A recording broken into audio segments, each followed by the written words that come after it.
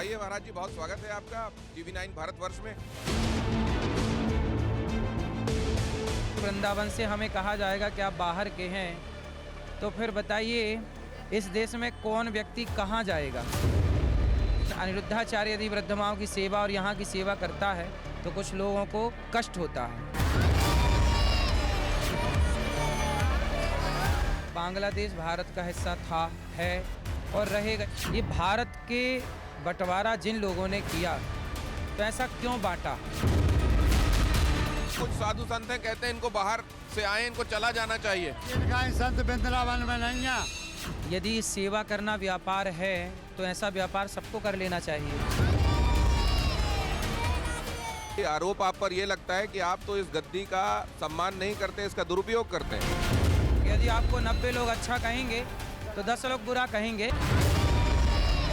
इस वजह से भी ईर्ष्या करते हैं क्या आपसे लोग? हाँ, करते होंगे। निंदक नहीं रे राखिए आंगन कुटी छवाए। उनमें से किसी करीब तो रखा नहीं है। आपको रखा है ना करीब। आपने क्या ऐसा कहा था राधा रानी जी को लेके कि ब्रिज के कुछ लोगों ने कहा कि अपमान हो गया? ये जिसका जैसा दृष्टिकोण है मुझे देखने का, वो अपने अपने दृष्टिकोण से देखता रहता है। मैंने एक टिप्पणी सुनी करौली सरकार की, वो कहते हैं कि वो तो ड्राइवर खलासी रहे हैं, वो क्या जाने कथावाचन। मर्यादा में मैं अनिरुद्धाचार्य जी बोलता हूँ, अनिरुद्ध बोलने का भी मन नहीं करता इस आदमी को। वो ट्रक में क्लीनर था, ड्राइवर का सहयोगी। जाकी रही भावना जैसी, प्रभु मूरत देखी तिन तैसी। क्या कई बार अतिक्रमण होता है क्या इसका, कि वहां तक कथावाचक पहुंच जाते हैं जो उनका अधिकार क्षेत्र नहीं होता? क्या अधिकार क्षेत्र नहीं, आप बताइए। तो नेताओं को सम्मान मिले तो अच्छा, और साधुओं को सम्मान मिले तो बुरा।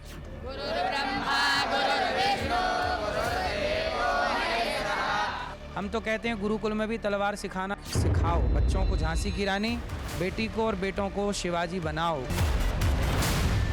गौ माता राष्ट्र माता होनी चाहिए ना? बिल्कुल बिल्कुल बिल्कुल। आप लोग नहीं चाह रहे हैं गौ राष्ट्र माता हो? आप क्या बात कर रहे हैं? कोई न्यूज वाला आवाज उठाता है, डिबेट होती है गौ माता के। अनिरुद्धाचार्य के विरोध में जैसी डिबेटें हुई, गौ माता की रक्षा में कब डिबेट होती? नाश हो रही है संस्कृति का, हिंदुत्व का नाश हो जाएगा। आग लगी आकाश में बरस रहे अंगार, संत न होते जगत में तो जल जाता संसार। कई लोग ये कहते हैं कि आप केवल शास्त्रों के हिसाब से चीजें देखते हैं, संविधान के हिसाब से नहीं। संविधान हम तोड़ कहाँ रहे हैं?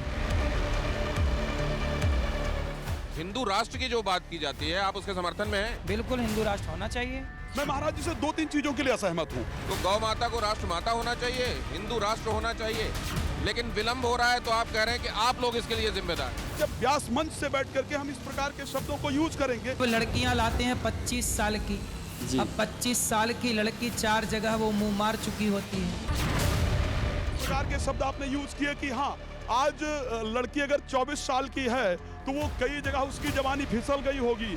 जब जवान होके आएगी तो स्वाभाविक है कि वो अपनी जवानी कहीं ना कहीं तो वो उसकी जवानी फिसल जाएगी या जाएगी। ये आपस में ना लड़िए।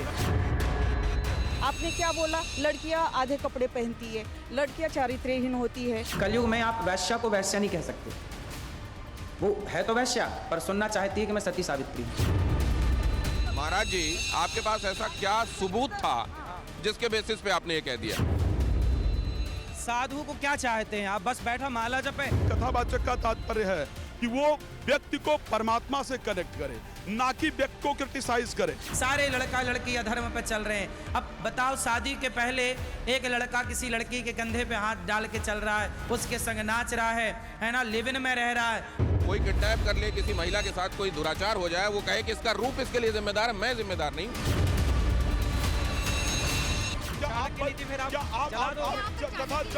बताने के लिए आप मंच पर नहीं बैठे हुए। आप कह रहे हैं कि मैं कैसे भी मंच से बोलूंगा, नहीं बोल सकते। दादा, व्यास पीठ पर बैठ करके अगर ये करना है तो आप रैली करिए। मुझे फेमस होने के लिए मीडिया का सहारा नहीं चाहिए था, और ना आज चाहिए है। मुझे लगता है महाराज जी के कारण व्यासपीठ रियल कम रील ज्यादा हो गया है। कोई लिविंग में है तो कुत्ता बिल्ली है। व्हाट इज दिस कुत्ता बिल्ली भाई? आज जिसे आप लिविन कह रहे हैं, वो पहले कुत्ता बिल्ली लिविन में, आज इसके संग कल उसके संग। आपके सारे टारगेट महिलाओं को लेकर ही क्यों होते हैं? जो जिस सीढ़ी पे आप हैं, इस सीढ़ी से हम लोग आगे बढ़ चुके हैं। नारी तू नारायणी है, इसमें मानते हैं? आपकी वजह से आज धर्म गुरुओं को एक मजाकिया तौर से देखा जा रहा है।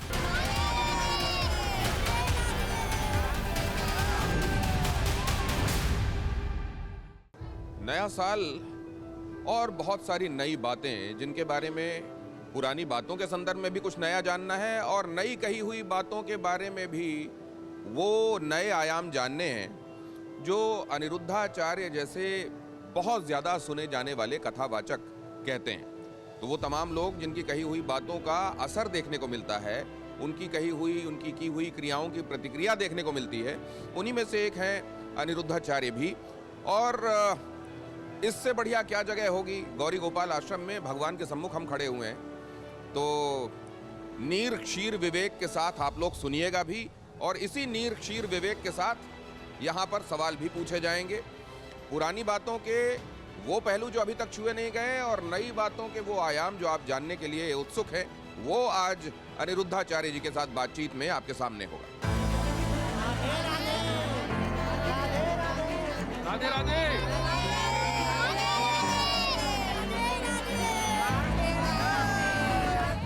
तो अनिरुद्धाचार्य जी सनातन के संदर्भ में सबसे ज्यादा जिन लोगों को आज के दौर में लोग रेफर करते हैं, सुनते हैं, उनमें से एक अनिरुद्धाचार्य जी, गौरी गोपाल आश्रम। और यहाँ से आज हम जब ये यात्रा शुरू करेंगे तो ब्रिज का वो दृश्य भी आपके सामने होगा जिसके दर्शन अपने आप में तारने वाले होते हैं, और अनिरुद्धाचार्य जी के साथ वो बातें तो होंगी ही जो आप मुझे उनसे करते हुए देखने के लिए उत्सुक हैं। तो आइए महाराज जी, बहुत स्वागत है आपका TV9 भारतवर्ष में। बहुत बहुत धन्यवाद TV9 भारतवर्ष का कि आप यहाँ आए गौरी गोपाल, और आपने यहाँ की सारी सेवाओं को जनता जनार्दन तक पहुँचाया।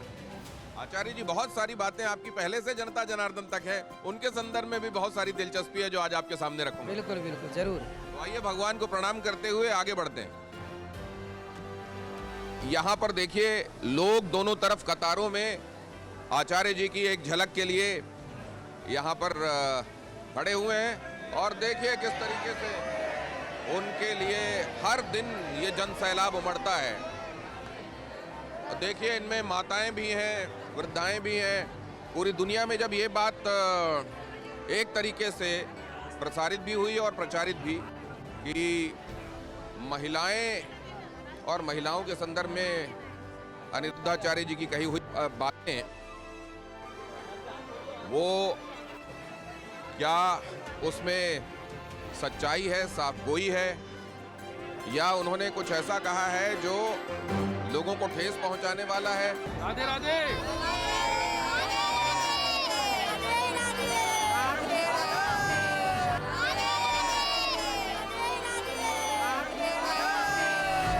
महाराज जी के लिए गजब दीवानगी दिख रही है। बिल्कुल, महाराज जी में भगवान का आशीर्वाद है, हम आशीर्वाद पाना चाहते हैं। तो महाराज जी को लोग कहते हैं कि महिला विरोधी बातें करते हैं, सही बात है क्या? ऐसा नहीं है, हम नहीं करते, हम तो नहीं करते। महाराज जी को बहुत अब नहीं करते, पहले करते थे? नहीं महाराज जी, हम नहीं करते, हम नहीं करते। महाराज जी को मिलने के लिए? हाँ, महाराज जी को मिलने के लिए आए कि हैं। वृंदावन आए थे तो उनके दर्शन कर भी कर रहे हैं। हम महाराज जी से मिलने के लिए आए हैं। क्या अच्छा लगता है महाराज जी में? महाराज जी में सब बहुत कुछ अच्छा लगता है। वो संतों की सेवा करते हैं, बहुत अच्छी कथा करते हैं, बहुत अच्छे लगते हैं गुरु जी हमें। लेकिन महाराज जी विवादों में भी रहते हैं। वो सब अच्छी बातें ही बोलते हैं, महाराज जी सब अच्छी बातें ही बोलते हैं। तो जो लोगों को बुरा लगता है वो सच बोल देते हैं, इसलिए बुरा लगता है क्या? हाँ, सच बात हमेशा बुरी ही लगती है सबको, लेकिन गुरु जी हमेशा। और ये देखिए, ये लोगों की जो भीड़ है, ये उनको मिलने के लिए, देखने के लिए, ये लोगों के बीच में जो धक्का मुक्की है, क्या बहुत सारे लोग इस वजह से भी ईर्ष्या करते हैं क्या आपसे लोग? हाँ, करते होंगे, करते होंगे।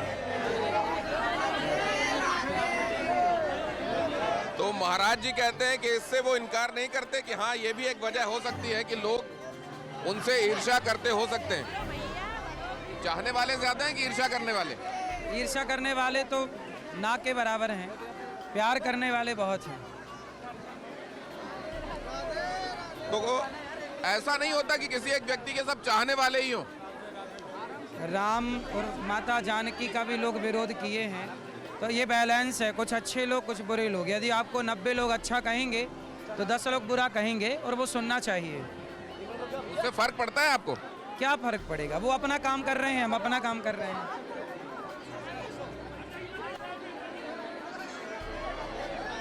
वो निंदक नियरे राखिए वाला है क्या? हाँ, निंदक नियरे राखिए आंगन कुटी छवाए। सही है, आराम से मैया लगे ना, खुश रहो। तो आप में से उनमें से किसी को करीब तो रखा नहीं है? आपको रखा है ना करीब।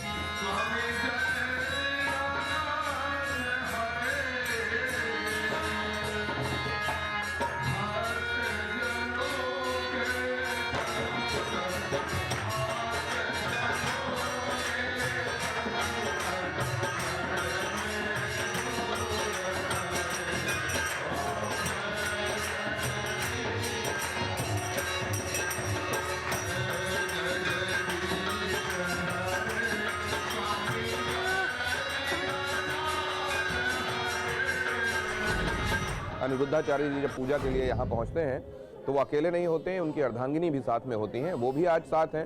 उनका नाम आरती है और आज वो आरती में सम्मिलित भी थी महाराज जी के साथ। लेकिन आचार्य जी, अभी ये चर्चा भी दुनिया में हो रही है कि भगवान अस्तित्व में है भी नहीं, डज गॉड रियली एग्जिस्ट, ये चर्चा भी हो रही है। देखिए, ऐसा है कि आपने यदि ये माइक लिया है, जिसे बनाने वाला कोई तो होगा। आपने चश्मा पहना है तो क्या बिना बनाए चश्मा बन गया? आपने जो कपड़े पहने हैं क्या बिना बनाए बन गए? जब बिना बनाए कपड़ा नहीं बन सकता, बिना बनाए चश्मा नहीं बन सकता, बिना बनाए ये माइक नहीं बन सकता, तो बिना बनाए ये संसार कैसे बना होगा? यदि संसार अस्तित्व में है तो बनाने वाला भी होगा। यदि चश्मा का अस्तित्व है तो बनाने वाले का अस्तित्व जरूर है। घड़े का अस्तित्व है तो कुम्हार का अस्तित्व जरूर होगा। मानते हैं आप? तो संसार का, आपका, मेरा अस्तित्व है इस धरती पर, तो मुझे और आपको बनाने वाला कोई तो है। बिना बनाए चश्मा नहीं बना तो संसार सृष्टि कैसे बन गई? तो जो बनाने वाले उन्हीं का नाम भगवान है। तो ये चर्चा निरर्थक है आपको लगता है? नहीं, देखो, ये आरोप बिल्कुल निरर्थक है कि ईश्वर नहीं है। आप ईश्वर नहीं है इसके प्रमाण नहीं है आपके पास। आप सिद्ध नहीं कर सकते कि ईश्वर नहीं है। मैं सिद्ध कर सकता हूँ कि ईश्वर है।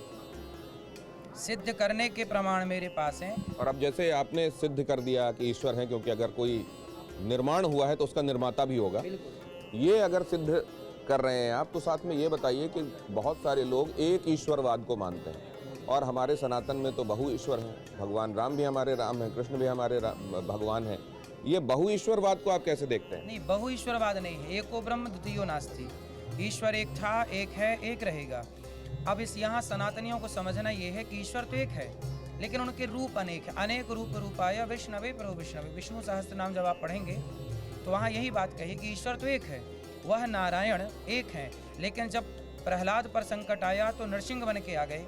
जब पृथ्वी को राक्षस से निकालना पड़ा समुद्र से तो बारह बन करके आ गए, और कभी वामन बन के आ गए, कभी धनवंतरी बन के आ गए, कभी राम कभी कृष्ण बनकर आए। तो जहाँ जिस अवतार की रूप की जरूरत पड़ी वहाँ प्रभु ने वह अवतार, वह रूप प्राप्त कर। कभी शिव बनकर आ गए, कभी देवी बनकर आ गए। तो ये जो अलग अलग भगवान के रूप हैं, इनके मानने वालों में जब वक्त वक्त पर टकराव हुआ है, ये भी आप जानते हैं कि कभी शैव और वैष्णवों में भी हो गया, शाक्तों में वैष्णवों में भी हो गया। इसको आप कैसे देखते हैं? ये टकराव केवल अज्ञानवश है। यदि अज्ञान ना होता तो टकराव ना होता। ऐसा है ना कि आप अपनी आँख में उंगली लगाइए, हल्की सी उंगली लगाइए, तो आपको ना चंद्रमा दो दिखने लग जाएंगे। आप मुझे दो दिखने लग जाएंगे यदि मैं यहाँ उंगली लगाऊं तो इसमें आँख का दोष है कि एक को दो दिख रहा है एक पर दो दिख रहा है।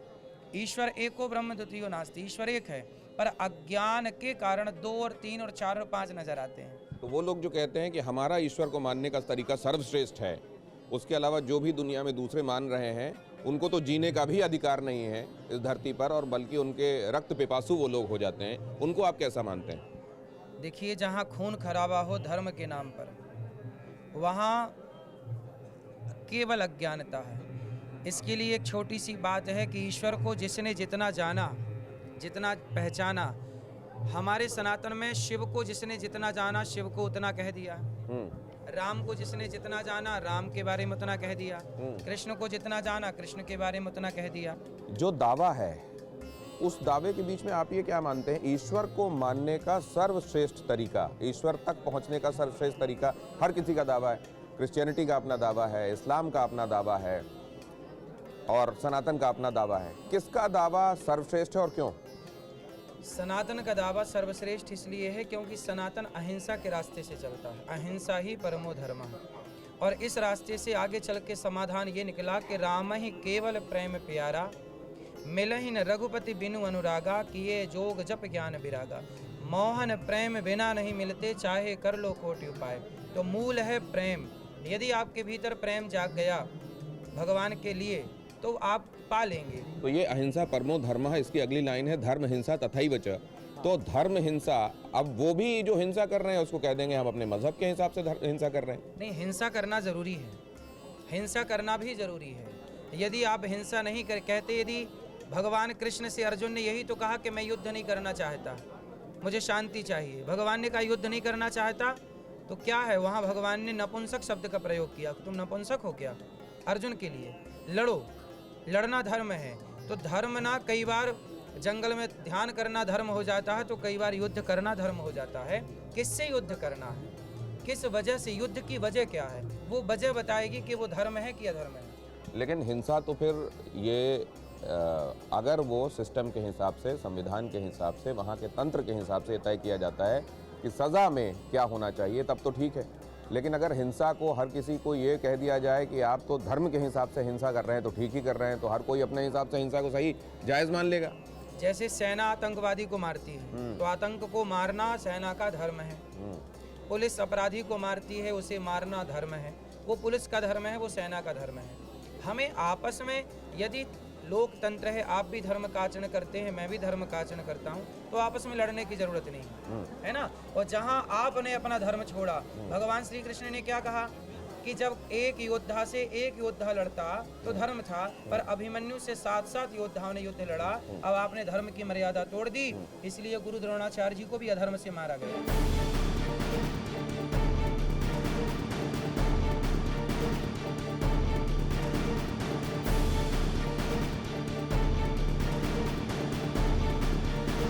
बारह महीने ये संतों की सेवा होती है। हजारों संत जो फुटपाथ पर सोते हैं वृंदावन में, वो सभी संत यहाँ आते हैं और प्रेम से ये प्रसाद सबको, देखिए गरम गरम रोटी, पूड़ी, सब्जी, दाल, चावल, खीर, ये 12 महीने की सेवा है। संतों ने कल कहा, परसों कहा था कि स्वेटर चाहिए, तो सभी संतों को स्वेटर बांटी गई, कल बांट दी गई स्वेटर। ये संत जो पहने हैं, देखिए वो गौरी गोपाल लिखा है, ये गौरी गोपाल भगवान की कृपा से सब संतों की सेवा चलती है। ये गौरी गोपाल आश्रम से दिया है आप? जी जी जी। डॉक्टर अनिरुद्धाचार्य जी महाराज, गौरी गोपाल आश्रम। तो ये किचन 24 घंटे चल रही होती है? हाँ, ये रसोई भगवान जी की है और ये 24 घंटे चलती है। ब्रज के लोगों की इतनी सेवा कर रहे हैं, यहाँ की साधु संतों की सेवा कर रहे हैं, वृद्धाओं की सेवा कर रहे हैं आप, लेकिन उसके बाद भी कुछ साधु संत जो यहीं से ताल्लुक़ रखते हैं, कहते हैं ये ब्रज के नहीं है, बाहर के हैं और इनको चला जाना चाहिए, और आपकी कुछ बातों से भी आपत्ति लेते हैं, राधा रानी जी को लेकर टिप्पणी से भी आपत्ति लेते हैं। अब देखिए कितना दुर्भाग्य है कि पाकिस्तान में हिंदुओं से कहा जाता है कि आप बाहर के हैं, चले जाइए। बांग्लादेश में हिंदुओं को जलाया जाता है, कहा जाता है बाहर के हैं, चले जाइए। कश्मीर से कहा गया कि आप बाहर के हैं, चले जाइए। यदि उत्तर प्रदेश से, वृंदावन से हमें कहा जाएगा कि आप बाहर के हैं, तो फिर बताइए इस देश में कौन व्यक्ति कहाँ जाएगा? कितनी सुरक्षा और कितनी असुरक्षा है, ये सबके सामने है। लेकिन मुझे लगता नहीं है कि ऐसा कोई यहाँ का व्यक्ति ऐसा बोलता है कि चले जाइए। कुछ होंगे, भगवान जाने कौन होंगे, लेकिन ऐसा कोई है नहीं जो कहता हो कि आप चले जाइए। कुछ हो भी सकते हैं, आप यदि कह रहे हैं तो शायद आपने सुना हो। ये मैं एक बात और जानना चाहता हूँ। एक आदमी के जीवन के बहुत सारे पहलू होते हैं, आपको भी लगता है कि समाज अक्सर उन पहलुओं पर ज़्यादा ध्यान देता है, जोर देता है, जो असल में उतने ध्यान दिए जाने वाले नहीं होने चाहिए? देखिए, खांस भी दें, छींक भी दें तो लोग ध्यान देते हैं। और दुनिया में अभी बांग्लादेश में हिंदुओं को जिंदा जला दिया गया एक बालक को, उसके खिलाफ किसी के अंदर आक्रोश भी नहीं देखा गया। जो हमारे खिलाफ आक्रोश रखते हैं, जब हिंदू जला दिए जाते हैं, राम के पोस्टर जला दिए जाते हैं, तब उनके मन में गुस्सा नहीं आता। लेकिन अनिरुद्धाचार्य यदि वृद्धमाओं की सेवा और यहाँ की सेवा करता है तो कुछ लोगों को कष्ट होता है। अब आपने बांग्लादेश का जिक्र छेड़ा ही है, तो मैं ये जानना चाहता हूँ कि बांग्लादेश में हिंदुओं पर होने वाले अत्याचार को लेकर भारत का जो स्टैंड होना चाहिए या नहीं होना चाहिए या तटस्थ होना चाहिए, उसको आप कैसे देखते हैं और आप कितने संतुष्ट हैं भारत की अभी तक की पोजीशन से? भाई देखो, बांग्लादेश भारत का हिस्सा था, है और रहेगा यदि आप चाहे लो तो। हमारी सरकार को चाहिए कि अपनी सेना भेज के वहाँ के हिंदुओं की सुरक्षा की जाए और बांग्लादेश को पुनः भारत में मिलाया जाए। भारत का ही तो हिस्सा है।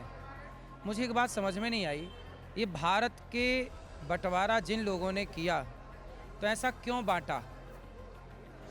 मतलब उन लोगों ने सही किया बांट के, गलत किया? आपसे सवाल है मेरा। निश्चित रूप से गलत किया। गलत किया। क्यों ऐसा बांटा? उनको जिन्होंने गलती की, अब हम लोग उनको पूज रहे हैं।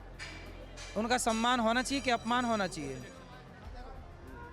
जिन्होंने देश को बांटा उनका सम्मान होना चाहिए। अब ये हिंदुओं की जो निर्मम हत्या हुई, इसका जिम्मेदार कौन है? वही लोग तो हैं बांटने वाले। क्यों बांटा? क्या ये उनके सीधी भाषा में कहे तो क्या ये देश उनके बाप का था? अपनी ज़मीन बांटते, अपना घर बांटते, अपनी जायदाद बांटते, भारत माता को क्यों बांट दिया? वो बांटा तो ऐसा बांटा कि आज तक उसका रोना भारत रो रहा है, हिंदू रो रहा है।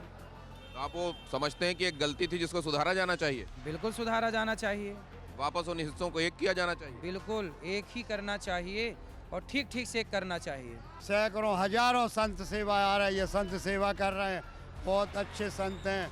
गौरी गोपाल हर दिन क्षेत्र चल रहा है। वो जो यहाँ के ही कुछ साधु संत हैं, कहते हैं इनको बाहर से आए, इनको चला जाना चाहिए। इनका ही संत वृंदावन में नहीं है, बहुत महान संत हैं जी। गौरी गोपाल बरहम्बे संत सेवा कर रहे हैं, इनकी जय जयकाल होए और भक्तों की जय जयकाल होए और वृंदावन की जय जय होए और बिहारी जी की जय होए।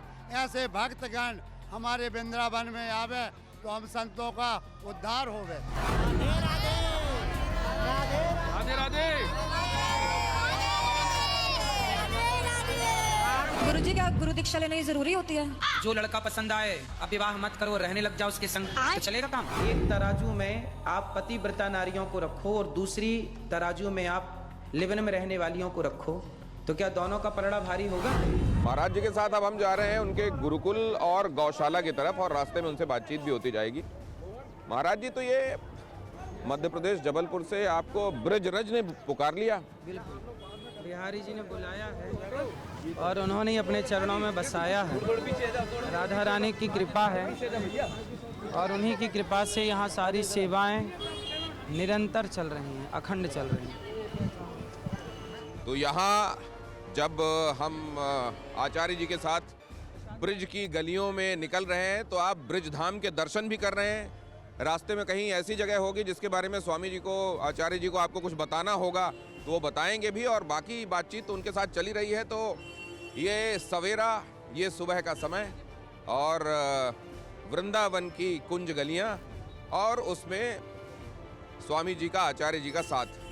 स्वामी जी, जब आप कहते हैं कि राधा रानी ने आपको यहाँ बुलाया, आपने क्या ऐसा कहा था राधा रानी जी को लेके कि ब्रिज के कुछ लोगों ने कहा कि अपमान हो गया? भागवत जी में श्री राधा रानी है, भागवत जी में श्री राधा रानी का जिक्र है, भागवत जी में राधा जी का नाम है। नहीं नहीं, अपमान नहीं, राधा रानी का अपमान कैसे हो सकता है? हम तो उनके बच्चे हैं। हमने तो ये कहा है कि भागवत जी में, लोग कहते हैं ना भागवत जी में राधा जी नहीं, ऐसा कुछ लोग कहते हैं, पर हमारा और हमारे पूज्य गुरु जी का मानना है कि भागवत जी बिना राधा जी के पूरी हो ही नहीं सकती। इसलिए राधा जी भागवत जी में हैं और राधा जी सब जगह हैं। जहाँ कृष्ण है वहाँ राधा है, कण कण में राधा है, कण कण में कृष्ण है। तो जो कण कण में राधा कृष्ण का दर्शन कर पाते हैं वो भागवत जी में दर्शन क्यों नहीं हो सकता? तो इसमें बुरा क्या लगने वाली बात थी जिसको लेके उन्होंने कहा कि सीता जी को लेके ये कभी अभद्र टिप्पणी करते हैं, कभी राधा जी को लेके, इसलिए इनको ब्रिज से चले जाना चाहिए? वही तो हम बता रहे हैं कि हम खांस दें, छींक दें तो भी लोगों को दिक्कत हो जाती है।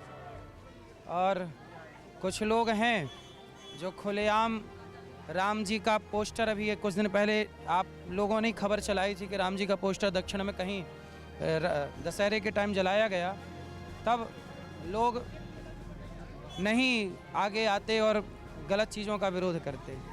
अनिरुद्धाचार्य का विरोध करना होगा तो इकट्ठे होके और विरोध करने लग जाते हैं। ये आपको देख के चारों तरफ मैं देख रहा हूँ इतना उत्सुकता और कौतूहल लोगों में, ये आप क्या यहाँ पर मार्गों में निकलते नहीं हैं क्या? लोग इतनी उत्सुकता से आपको देख रहे हैं। निकलते हैं हमेशा ही हम मिलते हैं भक्तों से, निकलते रहते हैं। और ये सब लोगों का प्यार है, आशीर्वाद है, ये सब आशीर्वाद मिलता रहता है भक्तों का। तो जैसे हम सवाल जवाब आपकी कथा के समय हम देखते हैं कि आप जब आप लोगों को कथाओं के उदाहरण दे रहे होते हैं, वो आपसे सवाल भी कर रहे होते हैं। यहाँ पर रास्ते में जब आप निकलते हैं तब भी लोग आपसे सवाल जवाब करते हैं क्या? हाँ, सवाल जवाब हर समय होता रहता है। और जितनी मदद, देखिए प्रश्न करने वाला जिज्ञासु है, हमें लगता है हम जितनी मदद कर सकते हैं कर लें। किसी को हमारे उत्तर से संतुष्टि मिल जाए, मार्ग मिल जाए, तो ये भी तो पुण्य का कार्य है। इसलिए सबको सही सलाह देते रहते हैं। गुरु महाराज, ओई गांव के आदमी हमरा कूट करे जे देखे छ जे केना रख ले छथिन। कूट मतलब का कूट बा? हां, से बोला धान। लोगों का कहना रहता है कि तुम लोग ढोंग करते हो यहाँ पे भजन करके। बोले क्या करें, बोले यहाँ क्या करें, बोले मुर्गा लड़ाएं। कहाँ से? पंजाब से हो? नहीं, हरियाणा से ही है। हरियाणा। तभी ये टेढ़ी बात कर रही हूँ मैया। सही मार्ग दिखाना, सही सलाह देना, यह भी पुण्य का ही कार्य है। तो ये मार्ग में हम जब चल रहे हैं, मार्ग का पता होना, मंजिल का पता होना, ये बड़ा आवश्यक होता है। और भगवान कृष्ण भी सारथी बने अर्जुन के, तो साधन, वाहन, रास्ता और गंतव्य जहाँ जाना है, ये सब बड़े महत्वपूर्ण होते हैं। लेकिन आपको लेके मैंने एक टिप्पणी सुनी करौली सरकार की, वो कहते हैं कि वो तो ड्राइवर खलासी रहे हैं, वो क्या जाने कथावाचन। शर्म आती है ऐसे आदमी का नाम लेने से भी। मर्यादा में मैं अनिरुद्धाचार्य जी बोलता हूँ, अनिरुद्ध बोलने का भी मन नहीं करता इस आदमी को। इस व्यक्ति ने खुद बोला है कि वो ट्रक में क्लीनर था, ड्राइवर का सहयोगी। हाँ ठीक है। देखिए, जाकी रही भावना जैसी, प्रभु मूरत देखी तिन तैसी। मैं जैसा होऊंगा वैसे मैं आपको देखूंगा, मेरे अपने दृष्टिकोण से मैं आपको देखूंगा, आप अपने दृष्टिकोण से मेरे को देखेंगे। इसलिए जिसका जैसा दृष्टिकोण है मुझे देखने का, वो अपने अपने दृष्टिकोण से देखता रहता है। मुझे माताएं बेटे के दृष्टिकोण से देखती हैं, मेरे नौजवान भाई मुझे अपने मित्र के दृष्टिकोण से देखते हैं, बड़े बुजुर्ग पिता के पुत्र के दृष्टिकोण से देखते हैं, और सब साधु संत अपने अपने दृष्टिकोण से। तो उनका अपना ये दृष्टिकोण रहा होगा, उन्होंने अपने दृष्टिकोण से मुझे देखा। ये देखिए, महिलाएं, बच्चियां और वृद्धाएं भी राधे राधे महाराज जी करते हुए आगे जा रही हैं। तो क्या ये लोग, इन लोगों ने वो टिप्पणी नहीं सुनी होगी जो आपने की थी और जिसको लेके इतना बवाल मचा था? बात में अपनी माँ की गर्मी दिखाए, जो बात बात में अपने मायके झोला उठा के चली जाए, बिना पति से बोले, बिना सास ससुर की आज्ञा लिए वो मायके चली गई। ये सबसे चाइना मॉडल है, ये थर्ड क्वालिटी की। सबने सुनी, पर सबको अच्छी लगी बात कि भाई बात तो सही बोली जा रही है। अब जैसे विरोध ही करना है तो वो तो सीता मैया का भी विरोध करेंगे। विरोध करने वालों का मुंह आप थोड़ी पकड़ सकते हैं। ऊंच निवास नीच करतूती, देख न सकहीं पराई विभूति, ये चौपाई तुलसीदास जी ने लिखी है। कुछ लोग होते हैं जो दूसरों का उत्कर्ष नहीं देख पाते और ईर्ष्या वशात, जलन वशात अपना भाव प्रकट करते रहते हैं। ये शब्दावली जो लोग प्रयोग करते हैं कुछ लोग, वो केवल उनकी ईर्ष्या वशात, वो क्या है, स्वीकार नहीं कर पा रहे हैं इन सेवाओं को, तो बेचारे क्या करें, कुछ तो बोलेंगे। अब जब हम वृंदावन की इन गलियों से निकल रहे हैं, वृंदावन की तो कुंज गलियां हमेशा से जानी गई हैं। कुंज मतलब सकरी गलियां।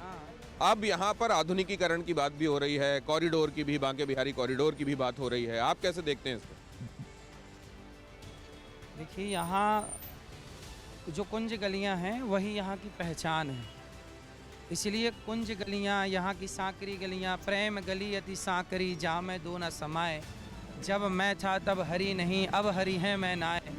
तो सांक गलियों की, कुंज गलियों की तो बड़ी चर्चा है, बड़ा उदाहरण दे करके ऋषि मुनियों ने समझाई है अपनी बात। तो वो कुंज गलियाँ तो रहनी चाहिए क्योंकि वो यहाँ की विरासत है। साथ में कॉरिडोर को लेकर आपने ये भी सुना होगा, गोस्वामियों का जो कहना है आधुनिकीकरण किए जाने को लेकर। हमने काशी विश्वनाथ के संदर्भ में भी देखा था, महाकाल जी का कॉरिडोर जब बन रहा था उज्जैन में, उसको लेकर भी देखा था कि एक नज़रिया ये रहता है कि पुरातनता को संजोना चाहिए, वही उस तीर्थ की पहचान है। और एक नज़रिया ये है कि इसका जहाँ पर ज़रूरी है वो आधुनिकीकरण होना चाहिए, आज के हिसाब से सुविधाएं होनी चाहिए और चीज़ें बदलनी चाहिए। आप क्या सोचते हैं? आराम से, ठीक है। देखिए, सुधार बदलाव ठीक है, पर जो वहाँ के सेवायत पुजारी जन हैं उनका भी दिल ना दुखे, उनको भी कोई तकलीफ़ ना हो। सर्वे भवन्तु सुखिनः को लेकर के यदि हम सब कार्य करें तो सबका कल्याण होगा और सब सुखी रहेंगे, क्योंकि किसी का दिल दुखा के हम कुछ कार्य करें तो वो भी अच्छा नहीं है। तो यहाँ वृंदावन में गलियों से चलते हुए और सोशल मीडिया में उनकी डली हुई तमाम जो रील्स हैं या उनके कथा वाचन के दौरान के जो एक्सर्प्ट्स डले होते हैं तमाम प्लेटफॉर्म्स में, उनमें व्यूअरशिप हर जगह ये पता चलता है कि उनकी बातों का लोगों में कनेक्ट कितना है। वो कनेक्ट कई बार कई लोगों के साथ, ज़्यादातर लोगों के साथ सकारात्मक भी है, लेकिन बहुत सारे लोगों के साथ वो प्रतिक्रिया के तौर पर भी है, और कई बार वो प्रतिक्रिया इस तरह की है कि इस तरह की बातें नहीं कहनी चाहिए। बोलो घी घी घी, शुद्ध घी बोलो। घी घी ही ही ही ही ही। जो रावण है ना, वो राम के हाथों क्यों मारा गया? आपको मारने का विचार था क्या? गुरुजी, क्या मैं काला हूँ क्या? मेरे पास गवर्नमेंट जॉब भी है, मेरा अच्छा खासा बिजनेस भी है, फिर? लेकिन मेरा रिश्ता नहीं हो पा रहा। काले की वजह से? सवाल यह है कि कथा वाचन, धर्म का जानकार, धर्मज्ञ जो कथाओं का एक तरीके से इंटरप्रिटेशन करके बताए कि क्या कहा गया है, क्या कई बार अतिक्रमण होता है क्या इसका कि वहां तक कथावाचक पहुंच जाते हैं जो उनका अधिकार क्षेत्र नहीं होता? क्या अधिकार क्षेत्र नहीं, आप बताइए कौन सा क्षेत्र हमारे अधिकार में नहीं है, बताइए। किस पे हम बात नहीं कर सकते, आप बताइए। जो चीजें जैसे आज आप, क्या हम आयुर्वेद पे बात नहीं कर सकते? क्या हम विज्ञान पे बात नहीं कर सकते? क्या हम राजनीति पे बात नहीं कर सकते? क्या हम धर्म पर बात नहीं कर सकते? क्योंकि हम भारतीय हैं तो राजनीति पे बात कर सकते हैं। हमारे शास्त्रों में साइंस है, विज्ञान है, हम साइंस पे बात कर सकते हैं। हमारे शास्त्र ही आयुर्वेद दिए हैं, हम आयुर्वेद पे बात कर सकते हैं। किस पे बात नहीं कर सकता? जो व्यक्ति धर्म को जानता है, शास्त्रों को जानता है, वो सब कुछ जानता है। जो धर्म को, शास्त्र को जानता है वो सब कुछ जानता है, और जो धर्म को, शास्त्र को नहीं जानता, वेद पुराण नहीं जानता, वो कुछ भी नहीं जानता, 0 बटा सन्नाटा है। गुरुजी का ना फेमस एक डायलॉग है, बहुत अच्छा वाला। अच्छा गुरुजी बोलूं है? ठीक है। कोई तुमसे प्यार क्यों करेगा? आँख टाके का है कि पाँव टाके का है? घाटू से कौन, कहाँ? मैं रात में जैसे सोता हूँ ना, अच्छा। तो मुझे इतने सपने आते हैं, और सपने में खोया रहता हूँ पूरी रात, और सीधा सवेरे ही जगता हूँ, और सपने याद भी नहीं रहते। मतलब ये समस्या है मेरे साथ। क्या सपनों की बहुत सपने आते हैं। पानी दो ना, कैसे लगते हैं क्या? दिल्ली से आए हैं, बहुत दिनों से। ठीक है, आराम से। आओ गौरी, लो प्रसाद पाना वहीं से। और कोई सेवा? गौरी गोपाल आइए, वहाँ प्रसाद पाइए, और कोई सेवा हो तो बताइए। लोग दर्शन करके छू के निहाल हो रहे हैं और कह रहे हैं नहीं इतना काफ़ी है। अब ज़रा देखिए ये क्या है, गौरी गोपाल वृद्धाश्रम ट्रस्ट द्वारा संचालित गौरी गोपाल गौशाला, गौ माता की सेवा ही सच्ची गोविंद सेवा है।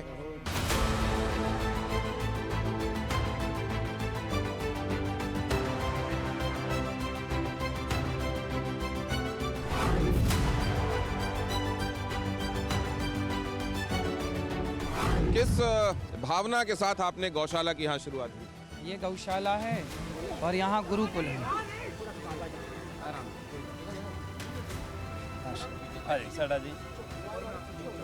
उम्र में बहुत ज्यादा है आपसे, लेकिन देखिए उन्होंने सुरक्षा घेरा तोड़ कर आए और वो। बिल्कुल, ये उनका प्रेम है, आशीर्वाद है सब भक्तों का।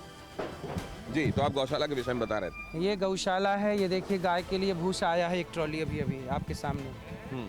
ये भूसा है, ये चारा है, ये बाजार से चारा भूसा ये खरीदना पड़ता है। ये भूसा आया है, ये चारा है, ये सारा चारा भी कटेगा और ये सारा चारा कट करके भूसा में मिल करके सारी गौ माता को, यहाँ भी गौ माता है, ये देखिए यहाँ भी गौ माता है और सामने नंदी हैं। ये नंदीशाला है, सामने ये सब नंदी हैं। तो आप लोगों से ये भी आग्रह करते हैं कि धर्मार्थ वो दान दें, गौ सेवा के लिए दान दें और वहाँ अन्न दान के लिए दान दें, तो उससे हो जाता है या फिर आपको अपना जो अर्जित धन है उसको भी लगाना पड़ता है? देखो, भागवत जी हम करते हैं, भागवत जी करने में जो भी भक्त लोग यजमान दक्षिणा देते हैं, सहयोग करते हैं, वो सब सेवा में ही लगता है, क्योंकि धन तो लगता ही है। अब यहाँ साफ़ सफाई यदि आप देख रहे हैं तो साफ़ सफाई के पीछे भी धन लगा ही होगा, क्योंकि साफ़ सफाई करने वाले कार्यकर्ताओं को तो सैलरी देना ही है। अब ये चारा भूसा खरीद के लाए हैं, तो ये चारा भूसा भी मतलब ये जो हरा चारा है ये लगभग 6-7 हज़ार रुपये का रोज़ चारा आता है और भूसा भी आता है, और ये रोज़ के खर्चे हैं केवल चारा भूसा के। फिर यहाँ जो गोबर उठाने वाले हैं, यहाँ की जो साफ़ सफाई वाले हैं, कार्यकर्ता हैं, सबकी फिर अलग सेवा है। तो ये सेवाएं भी हम देख रहे हैं, निश्चित रूप से इसके लिए आपको साधुवाद।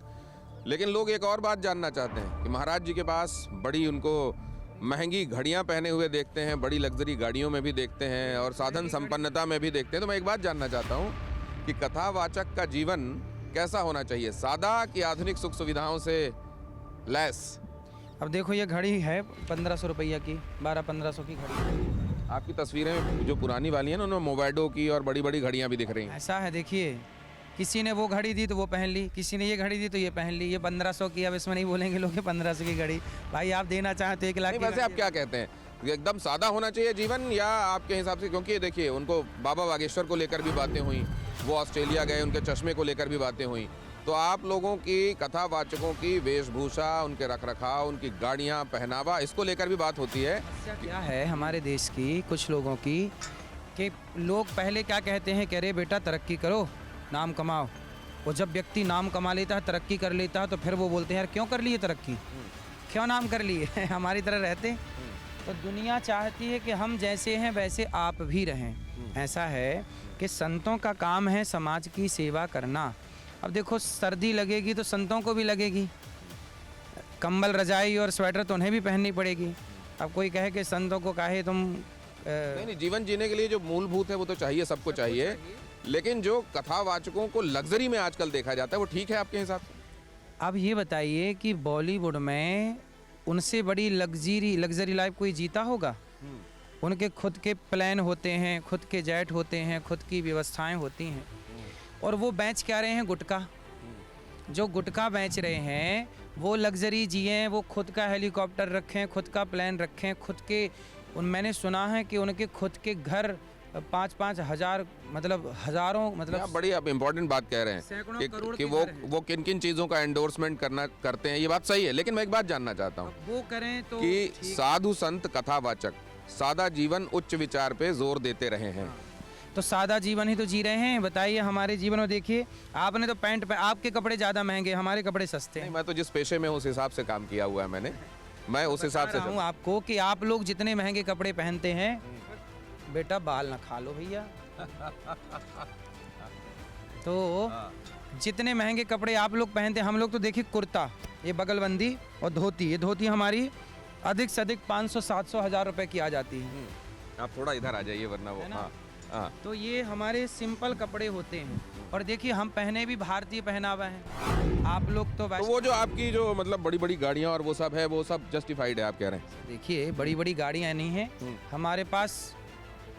जो गाड़ियाँ हैं वो ज़रूरत की गाड़ियाँ। अब हमें दिल्ली जाना है, मुंबई जाना है, इधर से किसी काम से कहीं जाना है, तो गाड़ियाँ तो चाहिए।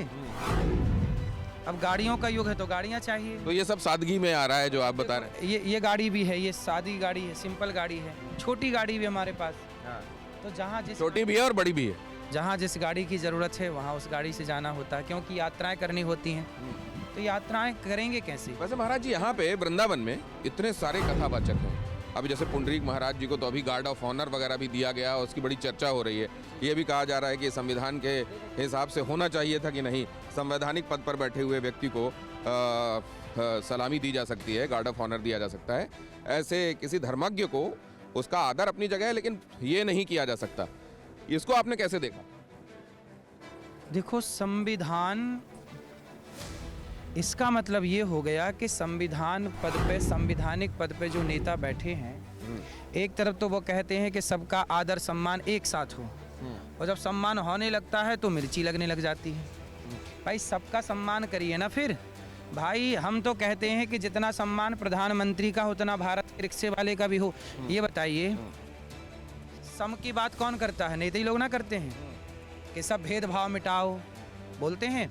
तो भाई जब भेदभाव मिटाओ की बात नेता करते हैं तो नेताओं को सम्मान मिले तो अच्छा, और साधुओं को सम्मान मिले तो बुरा। भाई भेदभाव मिटाओ तो मिटाओ भेदभाव। जो सम्मान प्रधानमंत्री राष्ट्रपति का, वो सम्मान रिक्शे वाले का भी करिए। तो मतलब आप कहते हैं कि राजनीति में दो मुहापन है? दो मुहापन तो है ही। अपने लिए अलग विधान बनाए हैं तो संवैधानिक प्रोटोकॉल तो अलग होंगे ना आचार्य जी। तो फिर सम की बात करते कौन? हम बात कर रहे हैं, हम तो कह रहे हैं कि भाई जो व्यवस्थाएं बनी, जैसे आप व्यासपीठ में बैठते हैं, आप ऊंचाई पर बैठते हैं, बाकी सब नीचे बैठ के आपको सुनते हैं, ये एक क्रम है, ये एक व्यवस्था है। इस व्यवस्था को वो मानते कहाँ हैं? वो तो कहते हैं कि सब एक बराबर है। यही बहुत आप सुनते हैं समाज में। तो भाई सब एक बराबर है तो फिर राष्ट्रपति का सम्मान और रिक्शे वाले का करिए ना बराबर। आप केवल बातें करेंगे, करेंगे कुछ नहीं।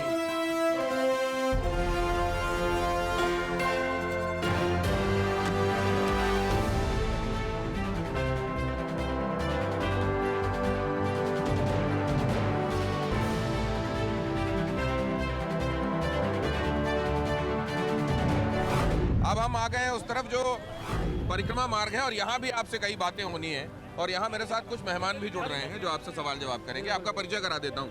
ये राजेश्री रेड्डी जी हैं, सुप्रीम कोर्ट में अधिवक्ता हैं। इधर आचार्य राज मिश्रा जी हैं मेरे दाएं तरफ, और सनातन इन्फ्लुएंसर, आप इधर आइए, Meenakshi Sehrawat ji, Sanatan influencer, public speaker Meenakshi Sehrawat ji भी हमारे साथ हैं। लेकिन इससे पहले कि ये बातचीत शुरू करें, मैं कुछ चीज़ें आपसे जानना चाहता हूँ। ये वृंदावन में जब हम घूम रहे हैं तो एक बात और दिमाग में आती है कि यहाँ के सबसे बड़े इस समय कथावाचक कौन हैं? मतलब आप तो हैं ही, और यहाँ का बड़ा कथावाचक आप किसको मानते हैं? सभी बड़े हैं, यहाँ छोटा कौन है? सब बड़े हैं, कोई छोटा नहीं है।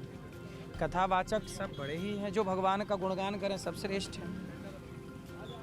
अब यहाँ पर ये बात भी हो रही है कि रितेश्वर जी महाराज जो हैं और स्वामी प्रेमानंद जी, जब ये परिक्रमा मार्ग में निकलते हैं तो बहुत सारे दूसरे लोगों के लिए कई बार असुविधा होती है आने जाने में। ये आपकी जानकारी में भी पहुँचाएगी? संतों से किसी को क्या असुविधा हो सकती है? संतों के दर्शन करने तो लोग आते हैं। आग लगी आकाश में बरस रहे अंगार, संत न होते जगत में तो जल जाता संसार। देखिए, सबसे पहले जो आपने विमान का जिक्र किया था कि गुरुकुल संस्कृत पढ़ने वाले बच्चे क्या करेंगे, तो गुरुकुल में सबसे पहले दलपदे जी ने एक विमान बनाया जिसकी ड्राइंग चोरी हो गई, और वही ड्राइंग चोरी करके 1903 में विमान का आविष्कार किया गया। आप ये बात पूरी कीजिएगा। दंडवती परिक्रमा कर रहे हैं कहीं पर, और ये हमारे कैमरे में कैप्चर हो रहा है। देखिए ये श्रद्धा, देखिए इस समय जाड़े का ये मौसम देखिए, और उसमें परिक्रमा मार्ग में दंडवत करते हुए, परिक्रमा करते हुए लोग देखिए। अपनी बात पूरी कीजिए और उसके बाद गेस्टों को इंट्रोड्यूस करता हूँ, अपने सवालों के साथ आएंगे। राइट ब्रदर्स ने जो विमान बनाया, उसके पहले हमारे यहाँ दलपदे जी ने विमान बनाया था, और वह हमारे वेद पुराणों के आधार पर, उस नींव पर ही, क्योंकि हमारे यहाँ ही ये सब चीज़ें बनाने की विधा रही है, क्योंकि पुष्पक विमान का जिक्र आपने भी किया, तो हमारे गुरुकुलों से ही हमारे आयुर्वेद है, शिल्पकला है, जितना भी है, सर्जन है। शंकर जी ने सबसे पहले सर्जन है कि नहीं, गणेश जी का सिर काट करके और हाथी का। लेकिन आप जब इस तरह की बातें कहते हैं ना आचार्य जी, तो कई लोग कहते हैं कि आप बड़ी विज्ञानहीन और तर्कहीन बातें करते हैं। शंकर जी आपने ऑस्ट्रेलिया पहले बताइए, वहाँ रखे हुए पहले जो मैंने बात की, शंकर जी सर्जन है या नहीं? आपने जो पहले बातें शंकर कही, जी सर्जन है कि नहीं बताइए? मैं कौन होता हूँ इंडोर्स करने वाला? जनता इंडोर्स करने हाँ या वाली। ना तो बोलिए। मैं तो इंडोर्स करने वाली जनता। मैं ये कह रहा हूँ ऑस्ट्रेलिया को आपने कहा कि वहाँ अस्त्र रखे रहते हैं इसलिए ऑस्ट्रेलिया। शंकर जी ने अपने शंकर जी सबसे बड़े सर्जन थे कि नहीं पूछ रहे हैं स्वामी जी। बता पूछिए। पहली बात तो जो इन्होंने पहली बात जो बोली कि शिवकर बापूजी तलपड़े ने पहले विमान की रचना की बृहद विमान शास्त्र से पढ़कर और उसकी चोरी करी थी राइट ब्रदर्स ने, ये बिल्कुल बात सही है। उन्होंने हमारे वैज्ञानिकों जो हमारे वैदिक वैज्ञानिक हैं उनको पढ़कर उन्होंने बनाया। लेकिन हाँ अभी अगर इसके बारे में बात करी जाए सर्जन तो हमारे सबसे पहले वो सुश्रुत जी रहे। तो अगर तो बाद में आए हैं, शंकर जी तो अनादि अगर हम इसको बहुत ज्यादा वो सीधे सीधे पूछ रहे हैं कि शंकर जी को आप मानती हैं पहले और बड़े सर्जन थे कि नहीं थे? हाँ अगर प्रैक्टिकली देखा जाए कि उनके कैसे पर मैं ये नहीं मान सकती हूँ कि गणेश जी का सर उस तरीके से रहा होगा। स्वामी जी ने ये भी कहा है और सुनवा दीजिए जरा इसको स्वामी जी ने क्या कहा है। तो राम रावण के युद्ध में हजारों लाखों तलवारें पड़ी थी क्योंकि सैनिक मारे गए तो सबकी तलवारें सबके अस्त्र शस्त्र। तो वो सैनिक जब अस्त्र रखने के लिए गए तो अस्त्रालय जहाँ था अस्त्र जहाँ वो रखे उसका नाम पड़ा ऑस्ट्रेलिया। कि जब हमारे भगवानों के अस्त्र शस्त्र जो है वो उन्होंने उनका उपयोग कर लिया था तो ये कहा गया कि इनका दुरुपयोग ना हो। तो ऑस्ट्रेलिया आज जिसको कहा जाता है वो ऑस्ट्रेलिया था, वहाँ अस्त्र रखे गए थे। इससे आप सहमत हैं? ऑस्ट्रेलिया नहीं, मैं ये मान सकती हूँ कि जो वैज्ञानिक दृष्टिकोण पूरे संसार को देने वाला कोई रहा है तो वो भारत ही रहा है, क्योंकि भारत के वेदों से वो ज्ञान आता है। ऑस्ट्रेलिया है क्या? ये मैं नहीं कह सकती हूँ। तो यहाँ तिरंगा यात्रा भी चल रही है। यहाँ लोगों ने परिक्रमा मार्ग में तिरंगा यात्रा भी निकाली है। तो आचार्य जी ने भी एक तिरंगा हाथ में ले लिया है और वो लहराते हुए चल रहे हैं। और अब हम जहाँ पहुँच रहे हैं वो यमुना जी का किनारा है। तो थल पर तो स्वामी जी के साथ बात हो ही रही है, यमुना जी की गोद में जल में भी बात होगी उनके साथ और कई सवाल उनसे पूछेंगे। तो स्वामी जी, ये भारत की शान, भारत का तिरंगा और सनातन धर्म, अब ये तिरंगा जो है ये संविधान से आता है और कई लोग ये कहते हैं कि आप केवल शास्त्रों के हिसाब से चीजें देखते हैं, संविधान के हिसाब से नहीं। संविधान हम तोड़ कहाँ रहे हैं? किसी का मर्डर कर रहे हैं क्या? कोई चोरी कर रहे हैं, गलत काम कर रहे हैं क्या? हम धर्म को जानते हैं इसलिए संविधान का पालन कर रहे हैं। जो धर्म को नहीं जानते वो संविधान रोज तोड़ रहे हैं।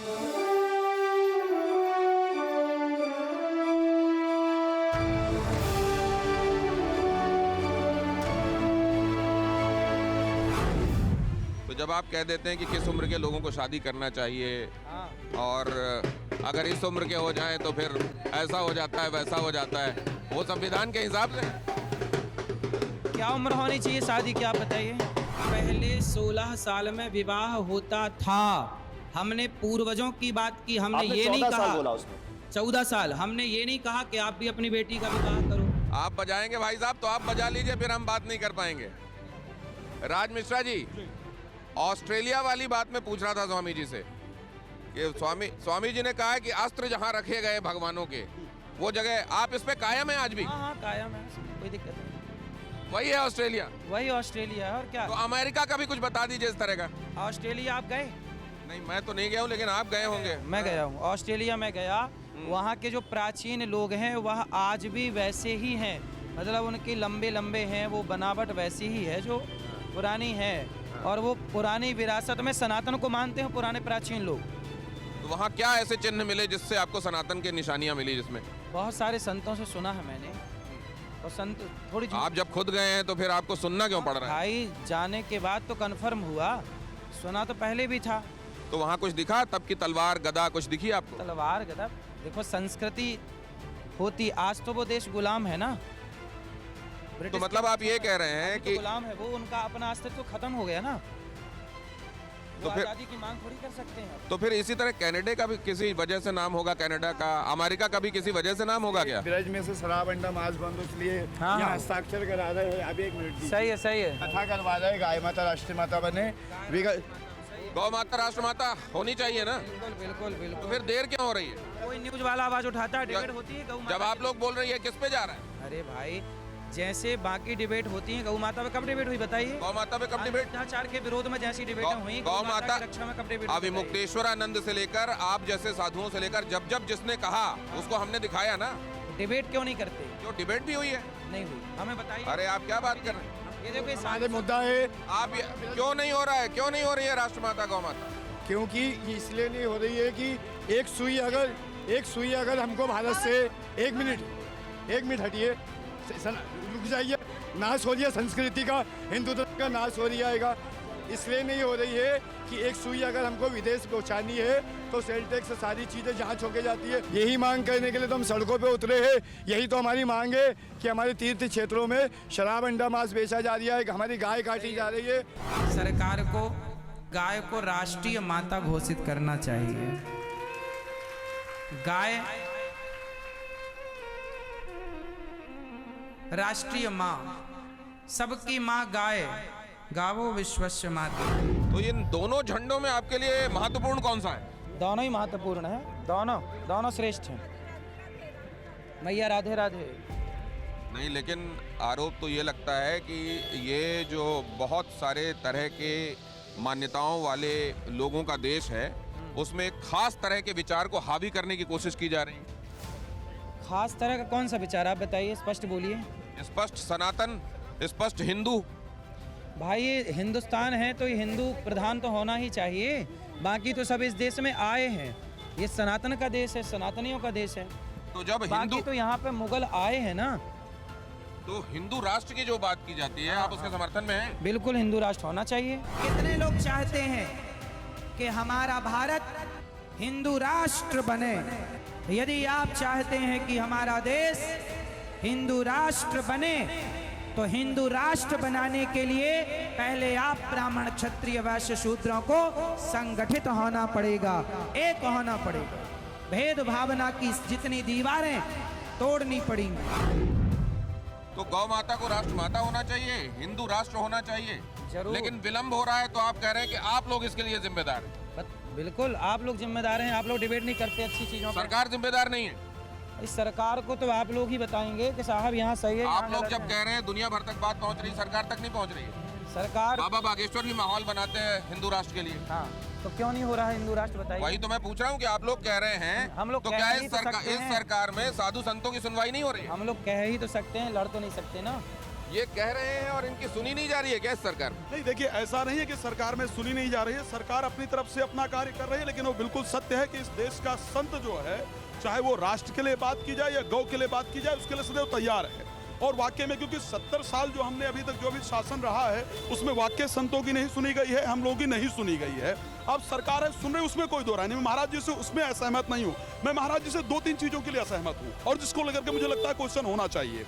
शास्त्र कहता है कि व्यासाय विष्णु रूपाय, ठीक है, जो व्यास है वो भगवान विष्णु का स्वरूप है, और भगवान के लिए ये कहा गया है कि परमात्मा के लिए सब एक जैसे है। लेकिन जब उस प्रकार की बातें मंच से बैठ करके, कई बार ऐसी परिस्थितियां, कोई ऐसी शब्दावली, जब आप जैसे सीधे सीधे बोलिए ना, क्या बोला है? मैं स्पष्ट कह सकता हूँ, सच में जाऊंगा। महाराज जी ने 2-3 शब्द इस प्रकार के किए कि अगर जवानी फिसल जाती है, आप जानते हैं कि आज कितने मुगल हैं, क्या परिस्थिति सनातन धर्म की लड़कियों के साथ किया जा रहा है, उनको कन्वर्ट करने के लिए कितने षड्यंत्र किए जा रहे हैं। उसके बाद जब व्यास मंच से बैठ करके हम इस प्रकार के शब्दों को यूज करेंगे, तो वो बहनें अपने आप को, अगर उनको सुधारना भी है, कोई बच्ची हो भी है, जिसमें इस प्रकार के शब्द आपने यूज किए कि हाँ, आज लड़की अगर 24 साल की है तो वो कई जगह उसकी जवानी फिसल गई होगी। क्या व्यास लव जिहाद नहीं हो रहा है? आप लव जिहाद के सपोर्टर हैं क्या? नहीं, मैं नहीं हूँ। लव जिहाद क्या है? यही तो है, प्यार के बहाने ले जाकर और देह व्यापार में घुसा दिया जाता है बहन बेटियों को, और ये हमारी बहन बेटियां ना जाने कब समझेंगी।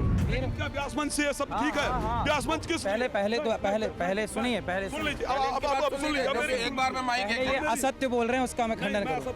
पहले सुन लीजिए, मेरी बात सुन लीजिए। सुन लिए। इन्होंने क्या बोला कि व्यास गद्दी से, वो बात व्यासपीठ से नहीं बोली जाती, वो प्रश्नोत्तरी का हमारे एक अलग प्रोग्राम है, वहाँ से। वो व्यास गद्दी नहीं है। आप एक प्रतिष्ठित नहीं, व्यक्ति हैं। ऐसा व्यास को विष्णु का स्वरूप कहा जाता है या नहीं? कहा जाता है या नहीं कहा जाता? कहा जाता है, सुन लीजिए, मैं कहा जाता हूँ, बोलिए। कथावाचक का तात्पर्य क्या है? कथावाचक का तात्पर्य है कि वो व्यक्ति को परमात्मा से कनेक्ट करे, ना कि व्यक्ति को क्रिटिसाइज करे। भगवान ने, एक मिनट, श्री रामचरितमानस के अंदर चक्कर में ना पड़िए, आपस में ना लड़िए। मैं बोल चुका हूं मंथरा। आप पत्रकारों को मंथरा क्यों कह देते हैं? अब देखो लड़ा रहे हो आप साधुओं को आपस में। ये बताइए, हद हो गई।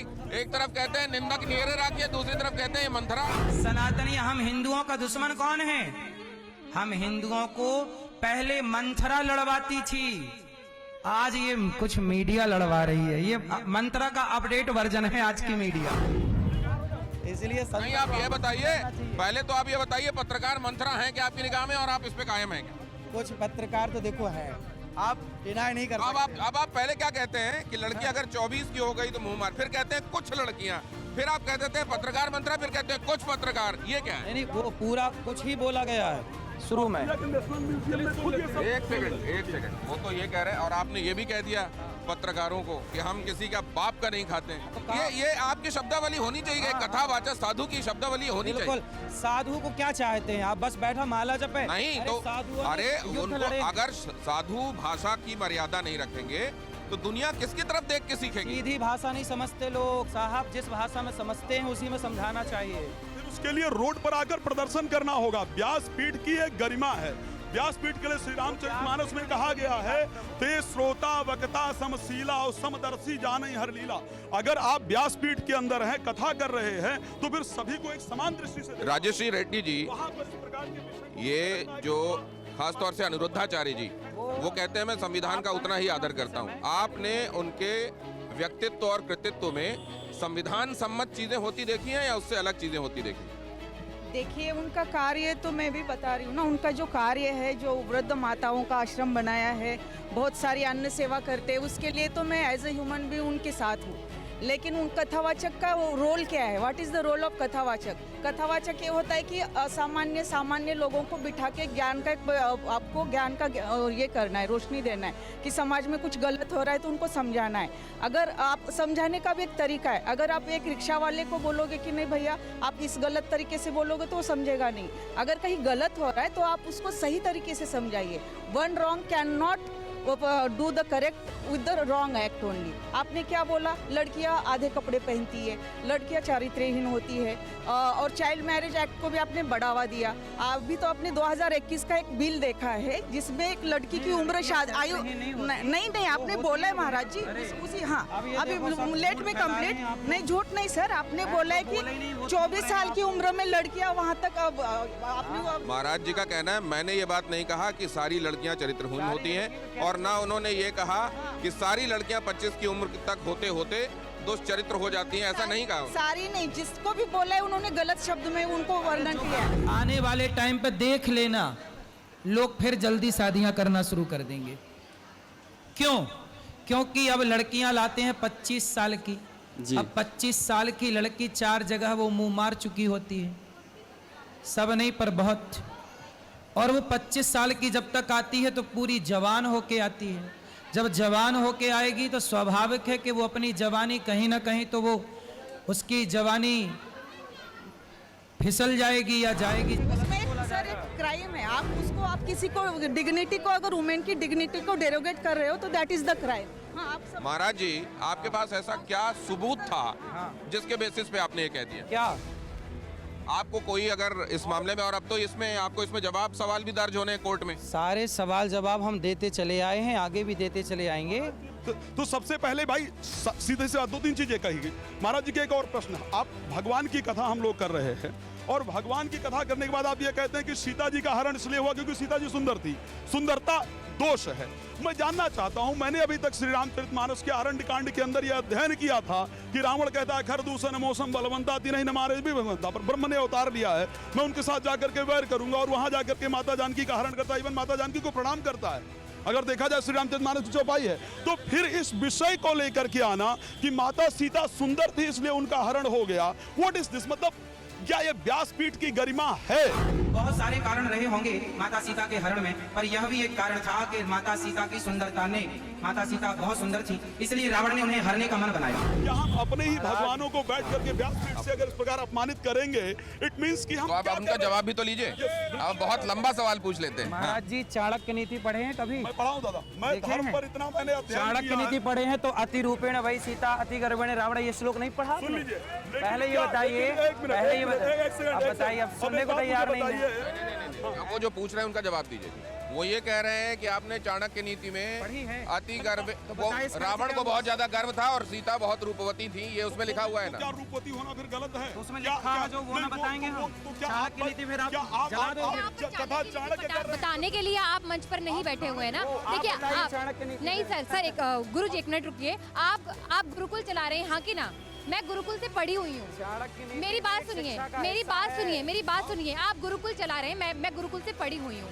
मुझे गुरुकुल में जो मर्यादित भाषा सिखाई जाती है वही मैं सामने रखती हूँ। आप कह रहे हैं कि मैं कैसे भी मंच से बोलूंगा, नहीं बोल सकते आप। साधु आप लोगों का इसमें ऑब्जेक्शन क्या है कि जो बहुत जो अगर रूपवान है, क्या ये उसकी गलती हो गई? आप ये कह रही हैं? बिल्कुल भी नहीं है।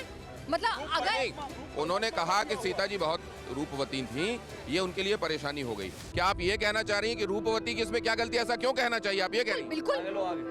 अगर चाणक्य नीति नहीं पढ़ी इन लोगों ने, मैं क्या करूं? बताइए मैं क्या करूं? आप ये कह रहे हैं कि दुनिया में जिसके पास भी रूप है, मैं नहीं, चाणक्य। तो आप उनका उदाहरण दे रहे हैं, मतलब आप इंडोर्स कर रहे हैं। भाई चाणक्य को आप सपोर्ट नहीं करते? मैं ये कह रहा हूँ कि आप क्या ये कह रहे हैं कि जिसके पास भी, जैसे आप भी सुंदर हैं बहुत देखने में। चाणक्य नीति में जो लिखा है वो अकाट सत्य है, उसे कोई आप ये नहीं कह सकते कि ये नहीं। क्या व्यासपीठ से बैठ करके कथा में प्रयोग किया जाएगा? एक मिनट। तो आज जब कोई सुंदर लड़की को, जस्ट ए मिनट, आपकी बात सुनकर कोई सुंदर लड़की को किडनैप कर लेता है और फिर कहता है सुंदर थी इसकी, इसलिए मैंने किडनैप कर लिया, मेरी क्या गलती है? रावण ने भी तो हरण किया था, क्या होगा उसमें मुझे बताइए। मैं जस्ट पूछ रहा हूँ आपसे। चलिए ठीक है, ये बताइए माता शत्रु पिता वैरी, ये न बालो न पाटी दिया, हाँ, ना सोबदे सभा मध्य, नहीं मैं आपसे ना सोबदे सभा मध्य हंस मध्य पर कोई था, ठीक है, लेकिन क्या सुन लीजिए, पढ़ाया गया है, लेकिन क्या श्री रामचरितमानस का जो रेफरेंस आप दे रहे हैं, क्या ये रेफरेंस ठीक है?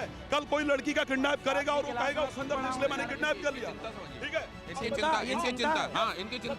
इनकी चिंता स्वामी जी ये है कि मान लीजिए आपकी ये बात सुन के कि रूप जो है वो परेशानी का कारक है, कोई किडनैप कर ले, किसी महिला के साथ कोई दुराचार हो जाए, वो कहे कि इसका रूप इसके लिए जिम्मेदार है, मैं जिम्मेदार नहीं। देखो कोई भी बात उदाहरण से दी जाती है कि फलाने राष्ट्रपति ने ऐसा कार्य किया, और प्रयोग किए जा सकते हैं, इसको ध्यान रखिए। चाणक्य से बड़ा उदाहरण क्या दे सकते हैं? पीठ पर बैठ करके महाराज आप पढ़े नहीं तो मैं क्या करूं? रैली करिए, मैं जिम्मेदार नहीं हूं। अगर ये कहना है आपको। और अब हम यमुना जी पे आ गए हैं। ये देखिए यमुना जी इस समय प्रवासी पक्षी बहुत दिखाई दे रहे हैं यहाँ। तो कौन कौन से वो लोग हैं जो प्रवासी पक्षियों की तरह, कौन से वो प्रवासी पंछी हैं जो धर्म के मार्ग में भी इसी तरह प्रवास करके और फिर वापस लौट जाते हैं? कौन है जो वाकई सनातनी हैं और सनातन का सच समझते हैं? और जरा ये भी हम दिखा दें आपको कि यमुना जी हैं, और यमुना जी में ये दिखाइए जरा, ये देखिए, ये यमुना जी में गंदे नाले का पानी यूं जाता हुआ, यमुना जी में नाले का पानी, ये बात दुख देती है आपको? हाँ दुखद तो है। कार्य करना चाहिए, से पहले शुद्ध करना चाहिए, फिल्टर करके फिर मिलाना चाहिए। तो आपको लगता है दिया तले अंधेरा है, आप लोग सब यहीं पे हैं और वृंदावन में ये हो रहा है? आप लोग ये सब खबरें दिखाते ही नहीं। तो दिखा के सवाल पूछ रहे हैं, तब तो आप जवाब दे रहे हैं। अब वो तो मेरे कारण आप आ गए, वरना अपने से कब आए थे? बताइए। अपने से गंगा का प्रदूषण, यमुना का प्रदूषण हम नहीं दिखा रहे। आप पता नहीं आज इन दिनों खंबा नोचने में लग गए हैं, मंथरा करने में लग गए, हर चीज में मीडिया जिम्मेदार। फिर आप सच बताओ, मेरे साथ आए हो यहाँ, अपने से नहीं आए? इसके पहले भी दिखाया गया है यमुना का प्रदूषण, गंगा का प्रदूषण, और आप लोगों के रहते ये हो रहा है, ये तो और भी चिंता की बात। खाओ माँ कसम के दिखाए हो, भगवान कसम दिखाया। चलो फिर सही। फिर यमुना पर कई बार डिस्कशन हुआ, न जाने कितनी बार दिखाया गया है गंगा और यमुना का प्रदूषण। चाहिए हाँ। अच्छा ये बताइए, चिराग तले अंधेरा है कि नहीं? सही है, सही, ये शुद्ध होना चाहिए, फिर मिलना चाहिए। और ये कसम ना खाता तो आप ये ना मानते? हर राज्य में, हर जिला में, हर शहर में करना चाहिए महाराज। इसके लिए आपको यहाँ बैठना चाहिए, सरकार उस पर सोचेगी, निश्चित रूप से करना चाहिए। मुझे लगता है कि हमारे वृंदावन के संतों को बाकी चीजों पर दो चीजें कह रहे हैं, ये दो चीजें कह रहे हैं। जब भी मैं पूछ रहा हूँ गौ माता के संदर्भ में या हिंदू राष्ट्र के संदर्भ में, नहीं तो मीडिया जिम्मेदार है। आपकी निगाह में भी मीडिया जिम्मेदार? बिल्कुल मैं नहीं मानता। अगर मीडिया जिम्मेदार, अगर मीडिया ना होती तो चाहे महाराज जी या मैं यहाँ तक नहीं पहुँचता। मीडिया जिम्मेदार नहीं तो आज इसको हम एक्चुअल में नहीं दिखा पा रहे होते। अपना काम कर रहा होता। मीडिया ये चाहे सोशल मीडिया है चाहे नॉर्मल मीडिया है, फेमस उसी की जगह उसी के द्वारा। नहीं, बात ये है मीडिया एक मंच है। नहीं, मैं दूसरी बात कह रहा हूँ। फेमस होने के लिए मीडिया का सहारा नहीं चाहिए था और ना आज चाहिए है। मीडिया के पहले मैं फेमस था। और ये बात भी महाराज जी मीडिया में कह रहे हैं। मुझे मीडिया से कोई फेमस की कोई चाह नहीं है।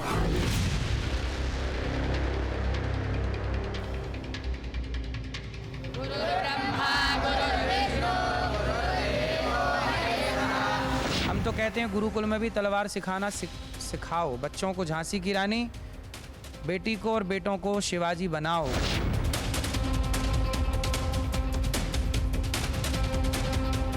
आर्टिफिशियल इंटेलिजेंस क्या होता है, आप में से किसी को पता है? क्या है एआई? आर्टिफिशियल इंटेलिजेंस क्या है?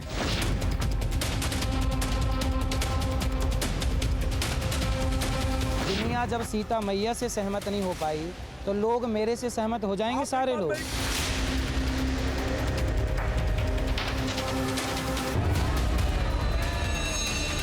मुझे लगता है महाराज जी के कारण व्यासपीठ रियल कम रील ज्यादा हो गया है। कोई लिविंग में है तो कुत्ता बिल्ली है। व्हाट इज दिस कुत्ता बिल्ली भाई? आज जिसे आप लिविन कह रहे हैं वो पहले कुत्ता बिल्ली लिविन में, आज इसके संग कल उसके संग। आपके सारे टारगेट महिलाओं को लेकर ही क्यों होते हैं? जो जिस सीढ़ी पे आप हैं इस सीढ़ी से हम लोग आगे बढ़ चुके हैं। आप नारी तू नारायणी है इसमें मानते हैं? आपकी वजह से आज धर्म गुरुओं को एक मजाकिया तौर से देखा जा रहा है।